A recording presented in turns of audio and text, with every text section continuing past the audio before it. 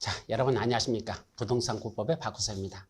이번 시간은 제8회차 매일 정리 노트, 즉 도시 및 주거환경 정비법 중간부터 후반부 마지막까지 이 내용에 관한 핵심 10가지만 정리하도록 하죠. 자, 첫 번째, 정비구역에서 인가받은 관리처분계에 따라 뭘 짓는데 주택, 부대시설, 공리시설 세 가지만이라고 하나 더 오피스텔 요거까지를 건설하여 공급하는 법은 무슨 사업에 있는 거죠?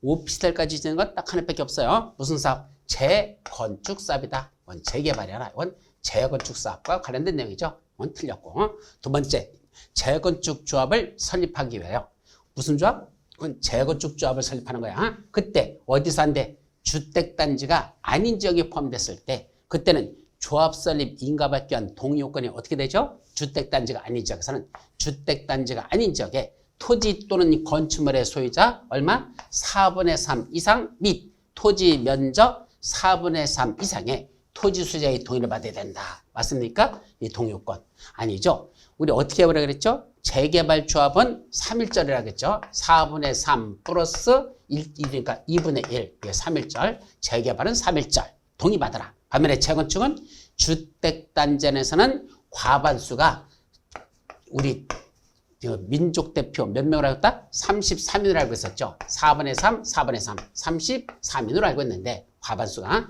주택단지가 아닌 지역에서는 32명으로 잘못 알고 있다 그랬죠. 그럼 32명이니까 4분의 3 플러스 3분의 2가 돼야 됩니다. 4분의 3 플러스 3분의 2가 돼야 되는데 여기 4분의 3 플러스 4분의 3이니까 여기가 틀렸죠. 4분의 3이 아니라 이건 3분의 2가 돼야 된다. 이거야. 그래서 이건 3, 2. 그래서 3일절 날 주택단지에서는 민주대표를 과반수가 33인으로 제대로 알고 있는데 주택단지가 아닌 지역에서는 32명으로 잘못 알더라. 4분의 3 플러스 이건 3분의 2라는 거, 이 숫자를 조심해서 기억합니다. 자, 세 번째, 조합장은 언제부터? 선임으로부터 소유권 이전 고시일까지는 뭐든데 해당 정비구역에서 거주하거나 영업을 해야 된다. 맞습니까? 조합장은 언제부터 언제까지 해당 정비구역에서 거주하거나 또는 영업을 해야 될까요? 선임일로부터 언제까지죠? 소유권 이전 고시일 아닙니다. 소유권 이전 고시가 아니라 나가야 되는 날. 자, 건축물 철거 들어갈 것들 내보낸다. 나가라. 언제죠? 바로 관리처분계획 인가일이죠. 관리처분계획 인가의 고시일이 있는 거죠. 그래서 관리처분계획 인가가 있을 때까지요. 인가를 있을 때까지요. 받을 때까지. 인가를 받을 때까지. 그때까지만 뭐 한단다? 조합장은 그 안에서 거주하거나 영업을 하면 됩니다. 그럼 관리처분계 인가고시가 나면 더 이상 거주할 수 없죠? 왜? 건축물 철거에 들어가니까. 그 다음에 나가라는 얘기입니다. 그래서 철거하기 직전인 관리처분계 인가를 받을 때까지. 그때까지만 조합장은 정비원에서 거주하거나 아니면 영업을 하여야 한다. 이렇게 정리하면 되죠. 자, 이제 4번부터 보도록 합니다. 4번. 재건축 사업의 사업시행자는 재건축이야 사업시행계획 인가의 고시에서부터 60일 이내에 조합 설립에 동의하지 아니한 자들에게 조합 설립에 관한 동의 여부를 회답할 것을 서면으로 촉구해야 된다.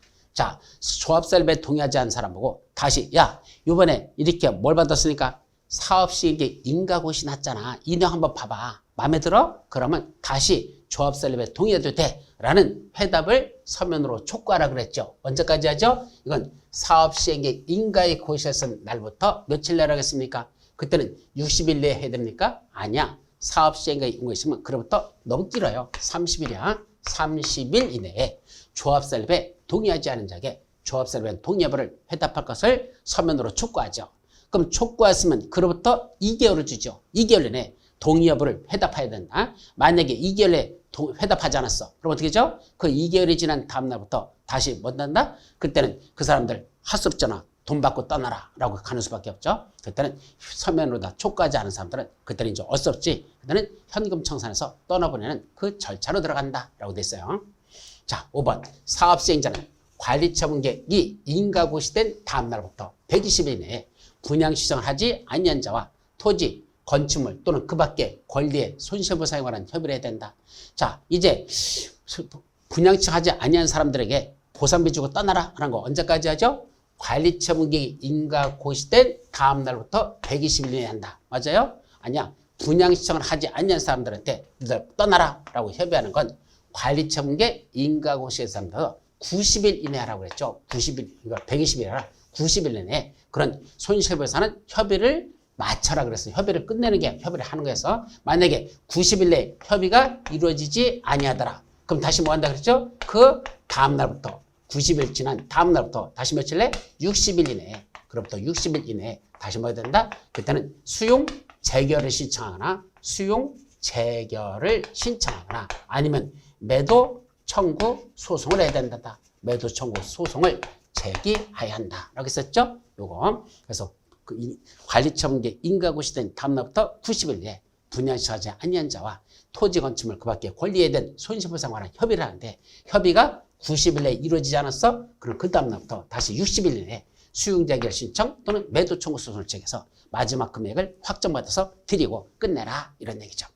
자, 6번 사업 시장우수 등은 관리처분계획서의 전비사비가 사업시행 계획서상 전비사비보다도 얼마나 늘어났다? 100분의 사업비는 액수가 크니까 10% 이상만 늘어나도 크다 그래서 100분의 20이라 100분의 10 이상 늘어나면 토지주택공사 등 또는 한국부동산원에다가 뭘 제기한다 그랬죠? 관리처분계획 타당성 검증을 요청하여야 한다 라고 했었죠. 그래서 100분의 10 이상 늘어날 때만.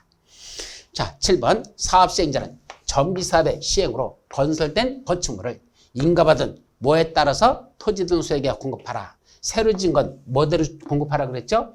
인가받은 관리처분계획이죠. 이건 사업시행계획서가 아니고 인가받은 관리처분 계획에 따라 토지 등 소유에게 공급하여야 한다 라고 했었어요. 이것도 틀렸죠. 자, 이제 마지막 8, 9, 10 세 가지 마지막 문제를 보도록 합니다. 자, 8번 전비구역의 지정된 전비구역은 언제부터? 준공 인가의 고시되는 날. 만약에 관리처분계획 수립할 때는 소유권 이전 등기가 있을 때의 다음 날에 해제된 거로 본다. 자, 지정된 전비구역 지정한 건 언제부터 해제된 거로 본다? 원칙은 해제된 거로 보. 준공인가의 고시되는 날의 다음 날. 맞아요. 준공인가의 고시되는 다음 날. 다만 관리처분계획 방법을 할 때 관리처분계획 수립할 때는 언제부터? 소유권 이전 등기가 있는 게 아니고 아주 조심해야 돼. 소유권 이전 고시가 있을 때의 다음날 해제된 거라고 봅니다. 소유권 이전 등기하고 소유권 이전 고시하고는 전혀 달라요. 그래서 이건 소유권 이전 고시였을 때 다음날에 해제된 거라고 봅니다. 자, 9번 대지 또는 건축물을 분양받을 자는 언제부터?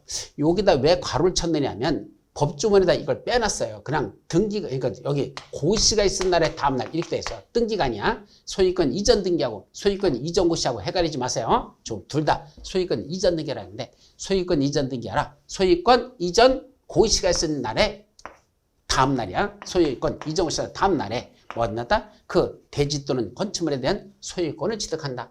새로 만들어진 대지 건축물에 대한 소유권을 취득하는 건 언제란다? 소유권 이전 고시가 있은 날의 다음 날 그 대지건 또는 건축물의 소유권을 취득합니다. 자, 여기서 조심할 건 왜 여기다 괄호 쳐놨다? 법조문에는 이 말이 없어요. 그냥 고시가 있은 날의 다음 날 이렇게만 돼 있어요. 고시가 있은 날의 다음 날. 근데 이놈의 고시가 사업시행계획 인가고시인지 관리처분계획 인가고시인지 소유권 이전 고시인지 도대체 무슨 고시인지가 말이 없어요. 그러니까 헷갈리게 만들어놨죠. 법을 만든 자들이 그냥 고시라는 게 한두 개냐고 여러 가지 고시가 있는데 그럼 정확하게 썼어야죠. 소유권 이전 고시가 있은 날에 다음 날이라고 썼어야 되는데 이 고시라고만 탈랑 써놓고 법을 꼭 똥 싸다가 믿지지도 않고 그냥 벌떡 일어서 버린 그런 싸가지 없는 법을 만들어 놓은 게 바로 이거 그냥 고시가 있은 날 이렇게 돼 있는데 정확하면은 앞에 소유권 이전 고시란 말에서 그냥 소유권 이전을 빼놓은 것이다. 그래서 그냥 쓰면 무슨 말인지 모르니까 소유권 이전을 제가 추가했을 뿐인데 법조문에서는 소유권 이전 말이 없다는 걸 조심하시기 바랍니다. 자, 10번 조합장은 소유권 이전 고시가 있을 날부터 여기는 소유권이라는 말이 들어있어요. 그래서 소유권 이전 고시가 있을 날부터 몇 년 내? 2년이 아니고 1년 이내에 조합 해산을 위한 총회를 소집해야 된다. 그래서 총회 소집은 언제까지나 소유권 이전 고시가 있을 날부터 그로부터 1년 이내에 총회를 해산을 위한 조합 해산을 위한 총회를 소집해야 된다. 라고 돼 있죠. 그래서 2년이나 1년이라는 거 여기까지만 마무리합니다. 여러분 수고하셨습니다.